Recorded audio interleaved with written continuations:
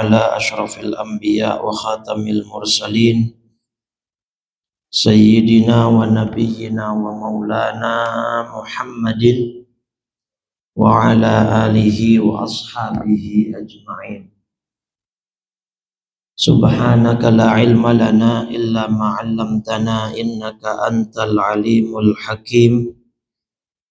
رب اشرح لي صدري ويسر لي أمري واحلل عقدة من لساني يفقه قولي وسدد لساني واهد قلبي بحق سيدنا محمد صلى الله عليه وسلم. أما بعد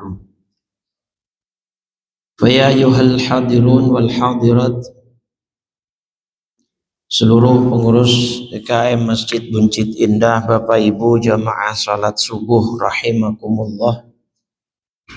Alhamdulillah, hari ini Jumat 7 Agustus 2026 tepatan dengan tanggal 24 Safar 1448 Hijriah. Alhamdulillah, Allah masih memberikan kita nikmat iman Islam, panjang umur dalam keadaan sehat walafiat. Taufik dan hidayah masih mengiringi langkah kita. Mudah-mudahan semua yang hadir pada hari ini, semua ibadah sholat subuh kita dan ibadah kita yang lainnya diterima oleh Allah Subhanahu wa Ta'ala. Sholawat teriring salam tak lupa senantiasa kita curah limpahkan pada junjungan kita baginda Nabi besar Muhammad sallallahu alaihi wasallam serta seluruh keluarga, para sahabat dan pengikutnya hingga yaumil qiyamah. Teriring harapan mudah-mudahan kita menjadi umat beliau yang kelak mendapatkan syafaatnya di yaumil qiyamah nanti. Amin ya rabbal alamin. Baik Bapak Ibu, kita lanjutkan pembacaan Kitab Arba'in Nawawi yang hari ini masuk ke hadis 27. Bismillahirrahmanirrahim. Qala Syekhul Muallif rahimahullah wa adaman naf'a bihi wa bi barakati ulumihi wa bikum fid daraini amin. Radhiyallahu ta'ala anna wa ankum. Al-haditsus sabi'u wal ishrun.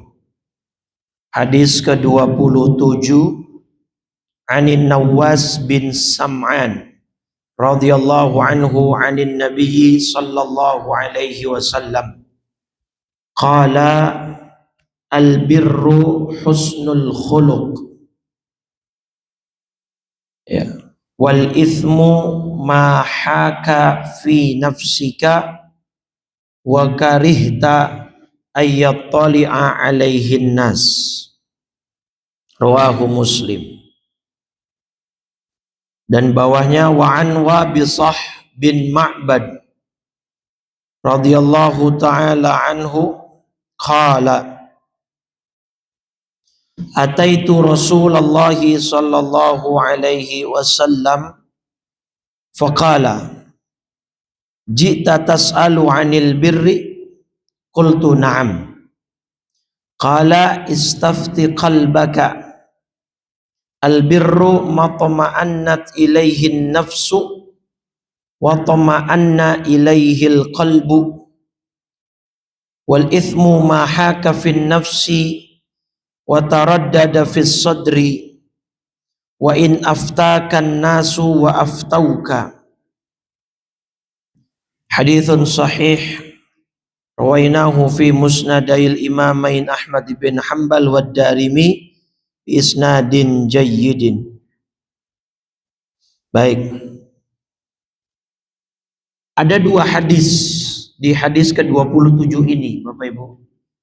Pertama, itu riwayat Imam Muslim di hadis nomor 2553. Yang kedua, hadis riwayat Imam Ahmad bin Hanbal dan Imam Ad-Darimi, keduanya di dalam musnadnya masing-masing. Ad-Dariminya nomor 2575.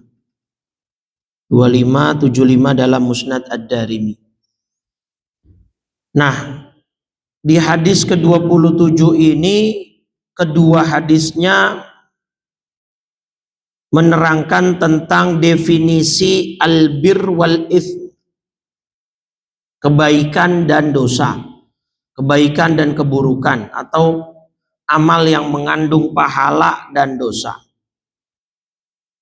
Pertama dari Nawas bin Sam'an, semoga Allah meridainya, anin Nabi sallallahu alaihi wasallam qala, dari Nabi Muhammad sallallahu alaihi wasallam beliau bersabda, al-birru, kebaikan itu adalah husnul khuluq, yaitu akhlak yang baik. Jadi Nabi di sini mendefinisikan albir, yang orang yang melakukan kebaikan itu nanti disebutnya abrar. Innal abrara lafi na'im wa innal fujjara lafi jahim. Surat apa itu? Innal abrara lafi na'im wa innal fujjara lafi jahim. Surat apa itu? At-Tariq bukan ya? Takwir, Al-Infitar. Sesungguhnya orang-orang yang berbuat baik atau berbakti itu benar-benar berada di dalam surga yang penuh, gitu ya. Innal abrara lafi na'im. Nah, jadi Nabi memberikan kisi-kisi atau batasan definisi dari albir. Apa itu albir? Kebaikan. Yang beberapa ayat Quran menyebutkan juga ya, laisal birra an tuwallu wujuhakum qibalal masyriqi wal maghrib. Di dalam Al-Baqarah misalnya ayat 177. Sini ada kata-kata albir, ya. Laisal birra, kebaikan itu, nah, albir nih, ya. Kebaikan itu bukanlah hanya dengan kau menghadapkan wajahmu ke timur dan ke barat, tetapi walakinnal birra, akan tetapi kebaikan itu apa? Man amana billahi wal yaumil akhir, beriman kepada Allah, beriman kepada hari akhir, kepada para malaikat, kepada kitab-kitabnya Allah, para nabinya Allah. Dan nah ini nih hablum minan nasnya, memberikan harta yang dicintai kepada kerabat, kepada anak yatim, kepada orang-orang miskin, musafir, peminta-minta, memerdekakan budak, melaksanakan sholat, menunaikan zakat, dan seterusnya. Nah inilah albir, ya, kebaikan. Atau surat lan tanalul birra, nah itu, lan tanalul birra hatta tunfiqu ma tuhibbun, tidaklah kamu tidak mencapai satu kebaikan puncak. Ya, juz 4 ini surat Ali Imran, surat 3 ayat 92. Allah bilang lan tanalul birra, kamu tidak akan memperoleh kebaikan. Ali Imran 92. Hatta tunfiqu ma tuhibbun, sebelum kamu dapat menginfakkan sebagian harta yang kamu cintai. Di sini berbagi, ya. Nah, kalau di hadis yang sedang kita bahas, Nabi menambahkan albirru husnul khuluq. Kebaikan itu adalah atau tercermin di dalam akhlak yang baik. Karena akhlak yang baik ini besok itu salah satu amal yang paling berat ditimbang pas di mizan. Menurut hadis Nabi di Sunan Abu Daud nomor 4799 dari Abu Darda, Nabi bersabda, ma min syai'in athqalu fil mizan min husnil khuluq. Tidak ada sesuatu yang bakal ditimbang di mizan yang lebih berat dari husnul khuluq, dari akhlak yang baik. Jadi akhlak yang baik itu salah satu instrumen besok yang akan mendapatkan berat paling besar di Yaumul Mizan. Nah gitu ya. Makanya Nabi innama bu'itsu liutammima makarimal akhlak. Nah, akhlak itu apa, Pak? Akhlak itu apa akhlak? Hah? Akhlak itu kalau kata Imam Al-Ghazali adalah sebuah sifat yang tertanam sifatun rasikhatun fil qalbi atau fil nafsi, sebuah sifat yang menancap di dalam hati ya seseorang, yang ini menjadi sebuah karakteristik atau sifat aslinya dia. Kalau dalam peribahasa Arab disebutkan al-ina bima fihi yamdhah, wadah akan selalu mengeluarkan sesuatu tergantung isinya. Nah, jadi sifat itu adalah cerminan apa yang ada di dalam diri dia. Dan salah satu untuk mengetahui sifat asli seseorang, akhlak asli seseorang itu kata ulama ada dua. Yang paling ampuh untuk menyingkap akhlak atau sifat asli seseorang. Satu apa? Dalam safar, Pak. Dalam perjalanan, terutama perjalanan yang jauh, itu biasanya akan menampakkan sifat asli seseorang. Yang dia mungkin emosional, pemarah, atau dia mungkin orangnya tidak berempati, nirempati, kemudian dia pelit, itu akan kelihatan dalam safar tuh biasanya. Karena tuh capek. Safar itu dalam keadaan capek, letih, orang biasanya sifat aslinya keluar. Yang kedua, dengan cara apa kita biar tahu sifat asli seseorang? Muamalah maliyah khususnya. Muamalah yang kaitannya dengan harta. Utang piutang, jual beli, ya, gadai menggadai. Itu biasanya sifat asli seseorang akan muncul dan terlihat. Nah, makanya Nabi kemudian memberikan garis bahwa ya kebaikan itu dilihat dari akhlaknya yang baik. Husnul khuluq. Ya. Dan itu adalah cerminan hatinya, cerminan kolbunya. Kalau ada orang yang sama tetangga dengki aja, benci aja, itu akan tercermin. Ini kemarin ada saya baca berita, jadi ada tetangga itu iri tetangganya beli mobil. Terus akhirnya si tetangganya ini ngapain? Masang jemuran dengan cara kayu baloknya dibuat agak menjorok ke jalan supaya tetangganya yang punya mobil nggak bisa lewat. Ya, jadi itu videonya tuh ya. Jadi dia bikin jalannya seperti itu dengan jemuran dia supaya tetangganya nggak bisa lewat. Ini lagi ibu-ibu juga nih. Kata kabarnya iri tetangganya beli mobil baru, gembok portalnya dibuang kuncinya supaya orangnya yang tetangga aja beli mobil baru itu nggak bisa lewat. Jadi macam-macam ya karakter orang ya. Itu menunjukkan hati dia, Pak.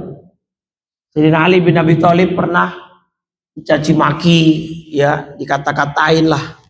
Sampai sahabatnya, murid-muridnya tuh marah. Wahai imam, balas dong. Terus dibalas dengan doa indah. Semoga Allah membahagiakan mereka. Teman-temannya bingung. Kenapa kok doanya begitu? Iya, karena saya nyari di hati saya nggak nemu perbendaharaan kata yang jelek. Nggak ada kata-kata jelek di hati saya. Adanya yang begitu udah. Yang keluar itu. Ya saking luar biasa.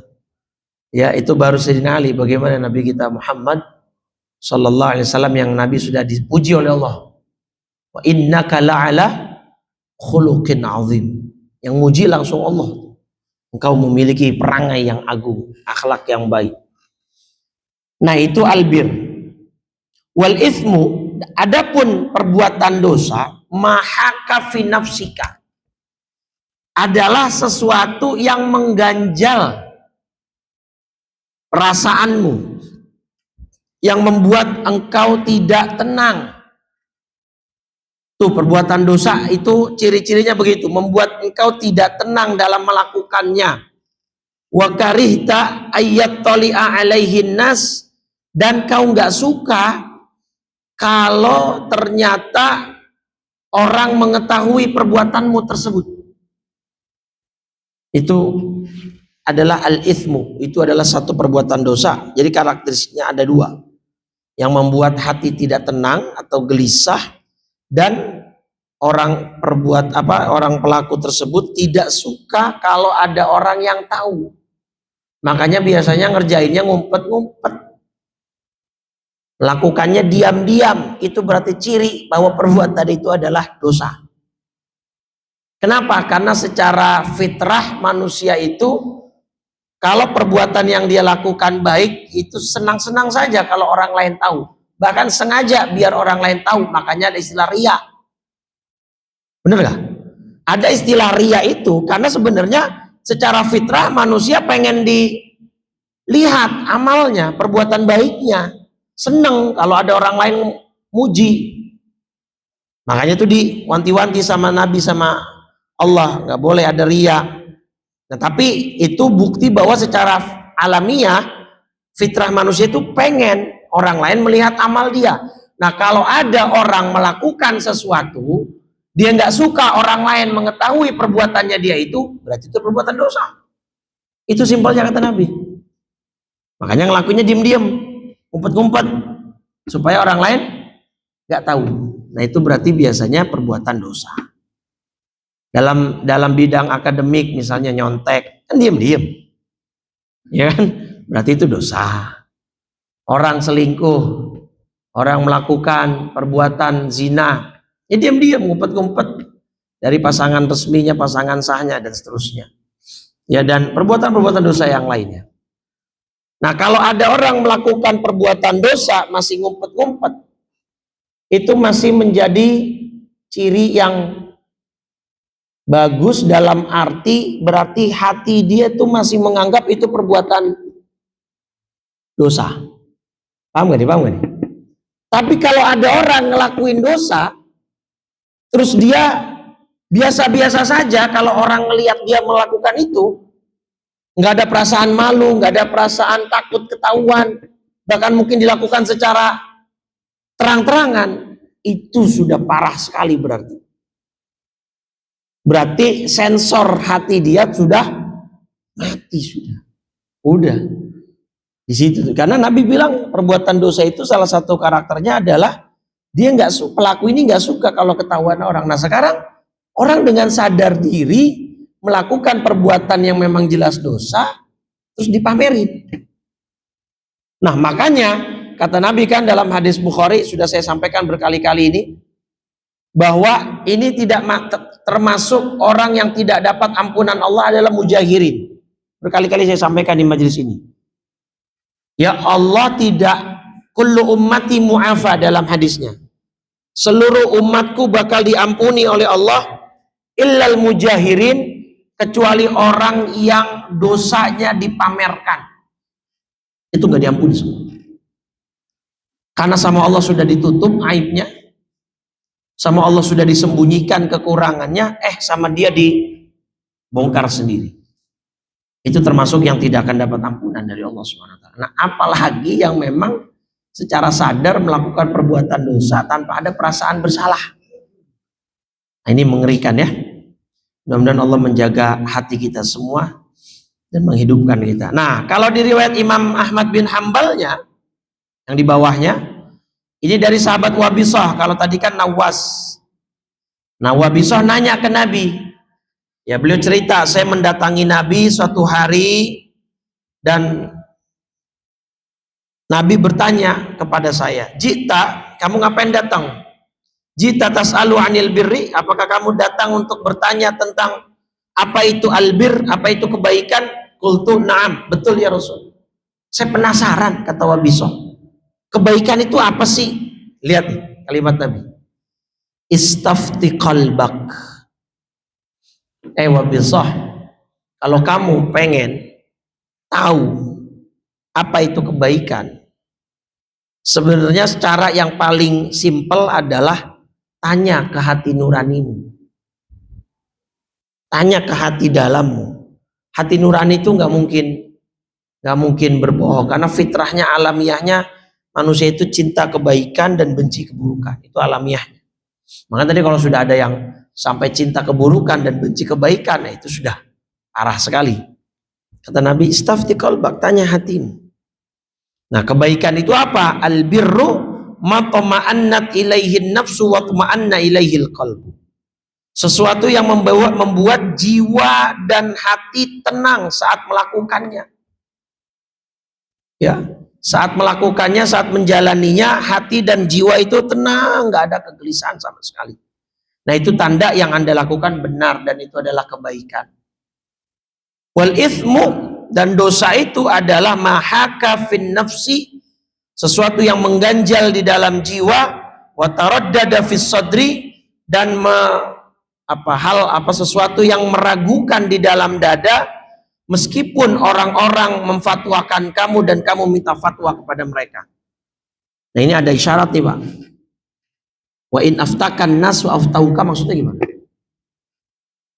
Ini isyarat bahwa nanti di akhir zaman akan banyak ulama-ulama esu yang mereka mungkin membolehkan satu perbuatan atau membolehkan satu hukum, tetapi hatimu tetap tidak sreg, hatimu tetap tidak tenang dalam melakukannya. Nah, kata Nabi, tetap ikuti hatimu. Kalau sesuatu yang nanti di akhir zaman mungkin ada orang berfatwa, ada orang begini melakukan, kamu nggak serak, ya tinggal nggak usah dijalanin, nggak usah karena fatwa itu kan sifatnya tidak mengikat. Beda dengan qada'ul hakim, beda dengan putusan hakim. Al-qada' itu putusan hakim, itu sifatnya mengikat. Kita juga kan begitu dalam hukum kita ya, kalau sudah ingkrah sudah mengikat. Sama dalam hukum fikih Islam juga begitu. Fatwa itu hanya sebatas ulama, nih hukum ini boleh, ini tidak boleh. Nah, adapun umat mau mengikuti atau tidak mengikuti itu bebas berkehendak dan memilih. Cuman memang nanti akan dipertanggungjawabkan kalau memang kalau memang dia tidak mengikuti fatwa-fatwa tertentu. Tapi kalau misalkan di akhir zaman nanti mungkin muncul fatwa-fatwa yang nyeleneh, fatwa-fatwa yang aneh, yang tidak sesuai dengan hati nurani kita, tetap Nabi anjurannya adalah ikuti kata hatimu. Karena walaupun orang berfatwa, orang melakukan ini dan mengatakan ini dan itu boleh, tetap hati kecilmu lah yang harus kau ikuti. Ustaz, ya, silakan. Gimana kita cara membedakan mana itu bisikan hati dan bisikan setan? Udah ketebak ya. Kita mau kasih uang nih. Kasih aja. Lagi iya, terus oke, baik. Pertama gini, dalam konteks kita sebagai pemberi, yang namanya orang memberi itu tidak pernah salah. Even Bapak memilih akhirnya memberikan dan melawan bisikan yang satunya, bahwa kalau Bapak memberi takutnya mendidik dia menjadi pemalas, peminta-minta, gitu ya. Yang namanya memberi tetap tidak pernah salah. Ya. Bahkan di dalam hadis Bukhari ada hadis seseorang di zaman Nabi itu sedekah ke pezina, ke pencuri, dan ke orang kaya. Jadi di dalam hadis Bukharinya itu ada di zaman Nabi orang itu bersedekah yang bikin orang-orang pada bingung. Ini kok ada orang sedekah kok ngawur ya, kayak nggak tepat sasaran gitu. Karena dia sedekah ke tiga pihak yang menurut orang nggak pantas nih dapat sedekah. Satu, ke pezina. Kalau ke pezina takutnya ini uang dipakai nanti buat hal-hal yang begitu. Yang kedua, ke kata saya, pezina terus pencuri gitu ya. Terus yang ketiga ke orang kaya. Loh, udah kaya ngapain dikasih sedekah lagi gitu kan. Nah ternyata kemudian dikatakan, kenapa kamu melakukan itu? Saya ngasih sedekah ke pezina, mudah-mudahan dengan uang yang saya kasih ya dia setidaknya berhentilah dari zina yang dia sering lakukan. Karena mungkin dia, tanda kutip ya, wanita malam gitu kan. Terus kemudian yang kedua, kenapa kamu sedekah ke pencuri? Ya mudah-mudahan jangan-jangan dia mencuri hanya untuk makan gitu kan. Saya ngasih supaya dia berhenti untuk tidak melakukan pencurian. Ke orang kaya saya nyindir, habis itu orang kaya pelit banget ya, supaya dia mau menggugah dia untuk berbagi. Nah jadi gini, berbagi itu tidak pernah salah. Even kita misalkan ngasih pengemis, sekiranya kita memang mau bagi saja. Nah tapi kalau kita pun mau mengambil bisikan yang satunya, ya ini kalau saya selalu bagi ini nanti dia akan terbiasa nih. Ya, semakin banyak yang berbagi akan semakin banyak pengemis yang akan datang karena itu dianggap sebuah cuan yang menggiurkan. Ya, maka boleh juga. Jadi benar-benar itu bukan bisikan, itu bukan antara bisikan setan dengan bisikan hati, itu lebih kepada dua alternatif atau dua pilihan, mana yang kita lihat manfaat dan mudaratnya lebih gede, gitu aja. Kalau itu seperti itu. Manfaatnya atau mudaratnya ini kalau misalkan datang pengemis ke rumah kita kasih. Takutnya kalau kita kasih dia ngasih tahu ke teman-temannya, ke kelompokannya, nanti semuanya pada datang. Maka kita lebih memilih atau tahan dulu deh, saya nggak kasih gitu. Nah, itu boleh juga, nggak ada masalah, silakan gitu ya. Tetapi kan jangan kemudian ini alasan akhirnya kita pakai buat semua pihak. Ke keluarga kita begitu, akhirnya jatuh-jatuhnya kita jadi pelit malah gitu. Jadi semuanya memang dilihat dari kondisi dan situasinya, melihat manfaat dan mudaratnya, menimbang mana yang lebih besar antara manfaat dengan mudaratnya. Ya kalau kayak pengemis di jalanan mungkin bisa kita keep dulu deh, kita hold dulu, jangan kita kasih. Karena beberapa kali kasus terungkap Satpol PP menangkap pengemis di jalanan, duitnya banyakan dia bang, sama yang ngasih gitu. Kadang-kadang kan ditemukan waktu itu Satpol PP tas isinya sampai puluhan juta, ternyata ada kunci mobil, dia naik mobil, ternyata begitu disidak ke rumahnya bertingkat gitu kan. Jadi boleh untuk kita, udah saya nggak mau ngasih dulu, mendingan saya kasih ke yang jelas, saya punya saudara, saya punya sepupu, atau ke masjid musola dekat rumah saya yang punya program jelas yang saya tahu sasarannya kemana gitu, itu boleh juga kan Ustaz. Tapi kalau misalkan saya cuma ngasih 2.000 aja kok Ustaz, ya boleh juga, terserah. Jadi memang itu hanya kita benar-benar murni pertimbangan antara mudarat dan manfaat. Tapi kalau bisikan, sebenarnya bisikan setan dan bisikan hati itu gampang dibedakan.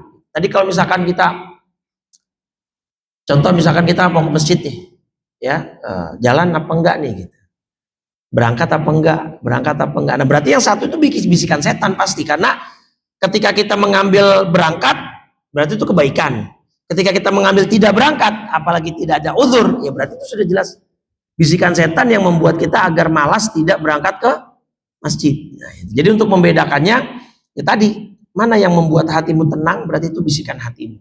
Mana yang membuat kamu ragu, gelisah, ya ragu-ragu di situ kamu, berarti itu bisikan setan, atau ya itu tadi perbuatan yang membuat kita ragu-ragu melakukannya, gitu ya. Jadi seperti itu. Kalau misalkan dua bisikan tapi dua-duanya tidak mengandung dosa, yaitu hanya tinggal kita menimbang manfaat dan mudaratnya yang lebih besar mana gitu. Dan ada kaidah begini, daf'ul mafasid muqaddam ala jalbil masalih, bahwa menolak mudarat itu lebih diutamakan daripada mengambil manfaat. Contoh penerapannya nih ya, kita kan masjid ber-AC nih. Misalnya ada 2-3 orang sedang sakit, ya, sehingga minta suhunya diturunkan, dikecilkan. Jamaah yang lain protes, jangan dikecilin dong, gerah nih. Maka dalam konteks seperti itu bermain kaidah tadi, bahwa darul mafasid, menolak mafsadat, Yang mana kalau orang ini sakit tetap pada suhu yang kedinginan, dia akan tambah sakit. Nah, ini yang lebih diutamakan, dikedepankan ketimbang jalbul masaleh, ketimbang mengambil manfaat. Toh yang lain kan sehat, cuman agak sedikit kurang dingin aja. Nah, maka yang sehat ngalah dengan yang sakit, suhunya diturunkan. Nah, itu namanya kaidahnya begitu. Nah, jadi kita lihat nanti dalam penerapan tadi, ya kalau kita berbagi atau tidak berbagi, gimana nih mafsadat manfaat mudaratnya.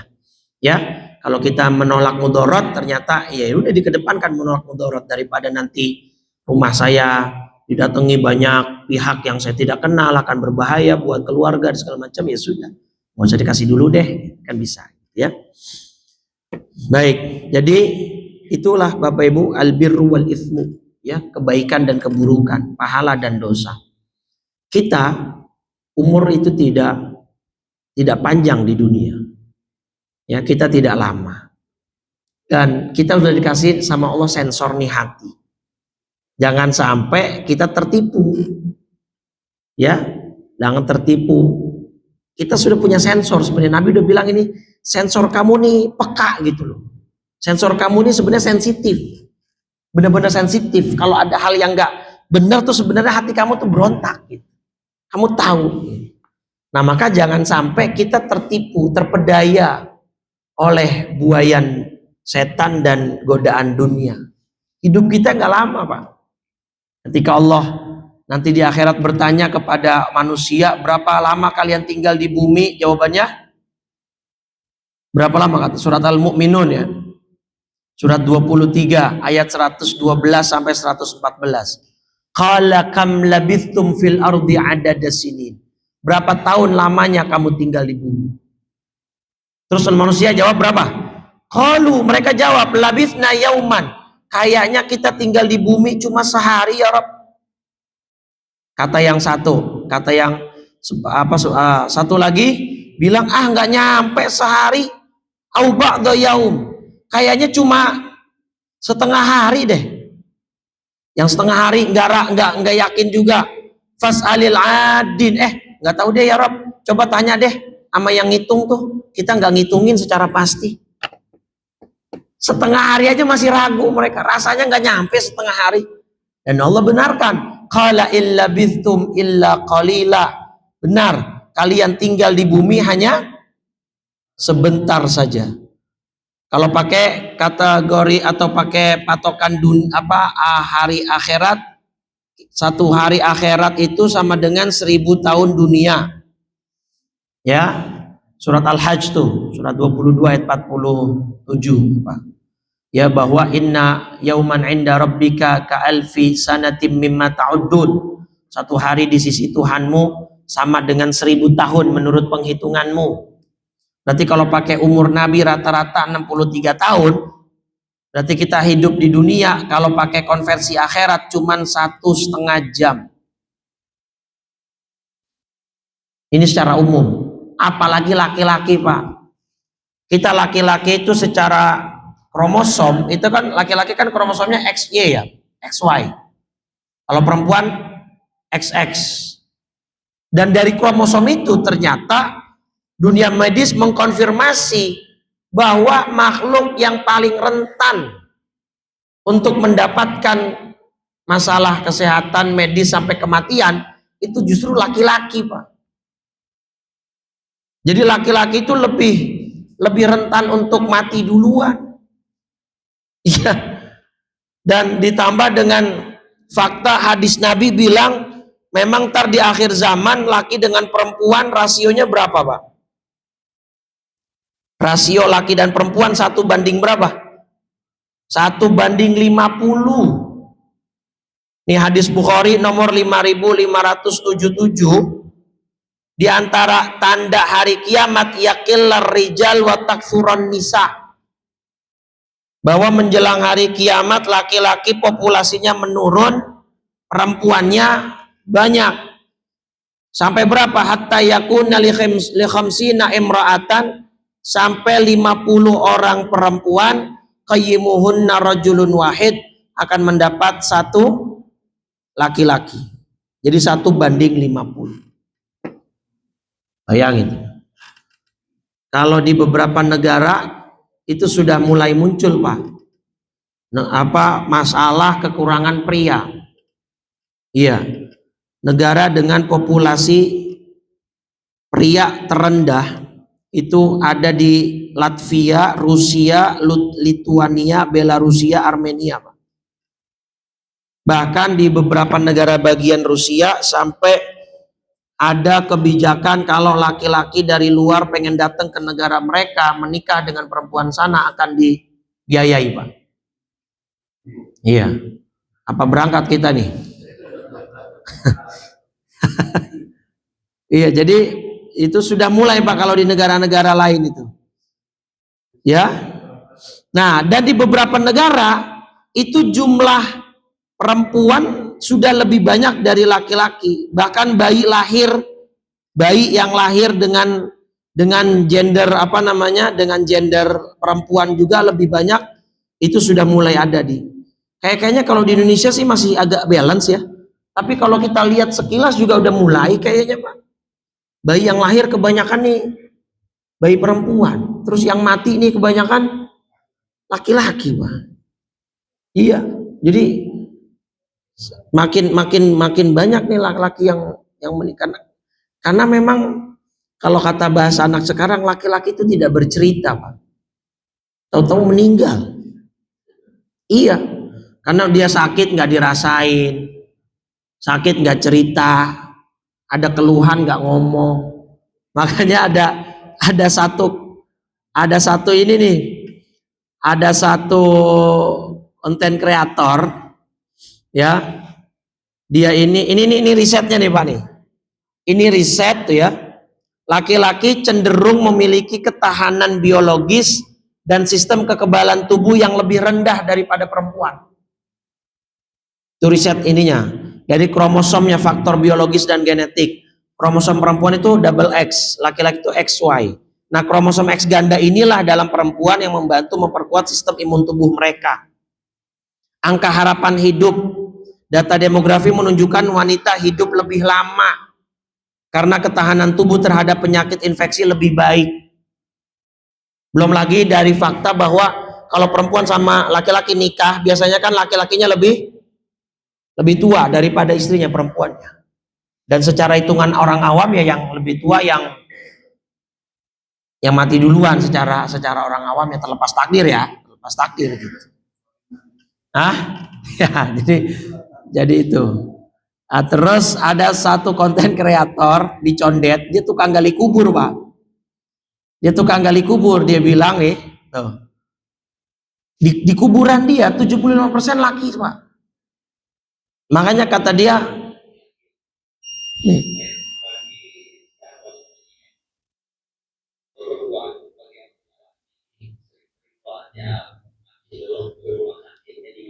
tuh, kata dia, para istri sering-sering ajak lakinya medical check up. Tuh, kata tiba-tiba mati tuh banyak. 75% di kuburan dia laki semua, Pak. Yang jantungan, yang stroke, yang jadi memang itu medisnya begitu, Pak, ya, terlepas takdir. Mudah-mudahan di sini panjang umur semua. Ya termasuk saya kan laki juga, Pak. Iya, jadi ini memang kalau secara biologisnya begitu. Artinya ya kita jangan buang-buang waktu nih. Waktu kita terbatas, ya. Kalau memang sensor hati kita udah alarmnya udah nyala, kita lagi ngelakuin sesuatu, aduh kayaknya nggak enak nih, perasaan hati gelisah nih, udah tinggalin, Bismillah. Itu kayak ada jamaah saya kemarin, Pak, baru dapat kerja nih, ngelamar di satu toko alat-alat itu furnitur, kayak alat-alat ya pokoknya catnya atau pernisnya segala macam lah. Dia ternyata ditempatkan di bagian gudang. Nah, masalahnya adalah ketika hari Jumat dia nggak bisa Jumatan karena harus stay di gudang. Dia bilang ngadu ke saya, Ustadz, hati saya nggak tenang ini, tapi gajinya lumayan, Ustadz. Ya kan godaan itu ya, ditambah nyari kerja sekarang ini susah. Ini gimana ya Ustadz ini? Sekarang ente hatinya tenang nggak ninggalin Jumatan? Saya bilang, ya nggak tenang Ustadz, gelisah segala. Ya udah tinggalin. Itu kata Nabi. Ntar gimana kerjaan Ustadz? Insya Allah nanti kalau kamu niatnya memang ninggalin ini pekerjaan niatnya demi untuk bisa Jumatan, menegakkan syariat Allah. Tapi sebelum keluar pastiin dulu, tanya, jangan main keluar aja. Tanya ke atasan kamu, ke bos kamu, ada nggak nih celah di mana saya bisa Jumatan? Apa mungkin nanti saya berangkatnya menjelang komat, gitu kan? Atau nanti saya pulangnya agak saya percepat, atau tuker switch dulu dengan yang karyawati, yang perempuan. Bisa nggak itu, dimungkinkan nggak? Kalau memang masih ada celah, ya nggak usah keluar. Tapi kalau nggak bisa sama sekali, ya pilihan, saya bilang. Kalau hatimu nggak tenang, ya udah tinggalin. Insya Allah nanti Allah akan ganti dengan yang lebih baik. Kalau memang niat seperti itu. Nah, itulah godaannya begitu, Pak. Ya, ada orang misalkan melakukan tender, proyek begini segala macam, digoda untuk melakukan ini dan itu. Nah, itu tinggal dicek hatinya, tenang nggak? Ya gelisah nggak? Dia takut ketahuan nggak? Kalau ketahuan dari kalimat takut ketahuan aja, berarti itu udah sesuatu yang nggak baik, nggak benar gitu ya. Baik, itu yang bisa saya sampaikan pada Jumat subuh kali ini.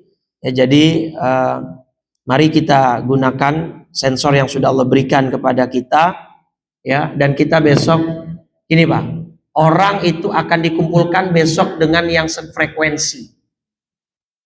Ya, kalau di sini kita adalah orang-orang baik di dunianya, kita orang-orang baik yang benar-benar menjaga ya dari perbuatan dosa, kita akan dikumpulkan dengan yang sefrekuensi. Saya ingat satu ayat saya sampaikan terakhir. Surat At-Takwir, Pak. Ya, ini diingat-ingat ya, surat At-Takwir surat 81 ayat 7. Di sini ada kalimat wa idzan nufusu zuwijat. Dan apabila roh-roh dipertemukan. Nah, di sini ada kalimat di dalam tanda kurung dengan tubuh mereka. Ya. Ini surat At-Takwir surat 81 ayat 7. Memang ini ada 7 versi tafsir, Pak, ayat ini. Apa maksud roh-roh itu dipertemukan? Tapi dari 7 versi ini cuma 2 yang kuat. Versi pertama menyatakan ini, roh itu akan dikembalikan ke tubuhnya. Saat kapan? Nanti di alam barzah, saat dia akan ditanya, dan saat nanti akan dibangkitkan di padang mahsyar. Tapi tafsir kedua yang juga tidak kalah kuat pendapat mengatakan roh-roh ini akan dikumpulkan bersama yang sejenis. Kalau dia orang baik selama hidup di dunia, sering duduk di majelis ilmu, rajin ke masjid, sholat fardu, dia akan dikumpulkan dengan orang yang sejenis. Kalau meminjam istilahnya Rocky Gerung, dengan yang satu kolam, ya, atau dengan yang sefrekuensi kalau kata anak zaman sekarang. Itu jadi dengan siapa besok kita dibangkitkan, di barisan golongan siapa kita berkumpul, itu ditentukan dengan siapa saat ini kita berkumpul di dunia. Ini dalil ayatnya. Dan penguatnya ada di dalam surat Asy-Syura, surat 42 ayat 22. Uhsyurul ladzina, surat As-Saffat surat 37 ayat 22. Uhsyurul ladzina zalamu wa azwajahum. Kumpulkanlah orang-orang yang zalim bersama atau beserta teman sejawat mereka dulu di dunia. Tuh, itu dalilnya. Jadi kita akan berkumpul dengan yang setipe, dengan yang sejenis, dengan yang sefrekuensi. Mudah-mudahan sebagaimana Jumat subuh ini kita selalu berkumpul di Masjid Buncit Indah ini, besok kita berkumpul kembali di dalam syurganya Allah Subhanahu wa taala bersama orang-orang baik lainnya, terkhusus bersama Nabi Muhammad sallallahu alaihi wasallam. Amin ya rabbal. Baik, itu yang bisa saya sampaikan. Terima kasih atas atensi dan perhatiannya. Kita tutup kajian kita subuh kali ini dengan 3 kali kalimat tauhid dan doa kafaratul majlis. Mudah-mudahan kita semua wafat dalam husnul khatimah. Qala Rasulullah sallallahu alaihi wasallam, afdhalul dzikri fa'lam annahu la ilaha illallah, la ilaha illallah, la ilaha illallah, Muhammadur Rasulullah sallallahu alaihi wasallam. Kalimatu haqqin 'alaiha nahya wa 'alaiha namut wa biha nub'atsu insyaallah taala minal aminin. Alhamdulillah rabbil alamin. Allahumma shalli ala sayidina Muhammadin wa ala alihi washabihi ajmain. Allahumma inna nas'alukal huda wat tuqa wal 'afafa wal ghina. Allahumma ati nufusana taqwaha wa zakkiha anta khairu man zakkaha anta waliyuha wa maulaha birahmatika ya arhamar rahimin. Allahumma ihfadna wa auladana wa banatina wa ahla baitina min syarri fitnati akhiriz zaman wa min syarri fitnatil mahya wal mamat wa min syarri fitnatil masihid dajjal. Rabbana la tuzigh qulubana ba'da idh hadaitana wa hab lana min ladunka rahmah innaka antal wahhab ya muqallibal qulub tsabbit qulubana wa quluba auladina wa banatina ala dinika wa ta'atik ya muhawwilal hauli wal ahwal hawil ahwalana ila sanil hal. Rabbana atina fid dunya hasanah wa fil akhirati hasanah wa qina adzaban nar. Wa sallallahu ala sayyidina Muhammadin wa ala alihi wa sahbihi wa sallam bi fadli subhana rabbika rabbil izzati amma yasifun wa salamun alal mursalin walhamdulillahi rabbil alamin. Subhanakallahumma wa bihamdika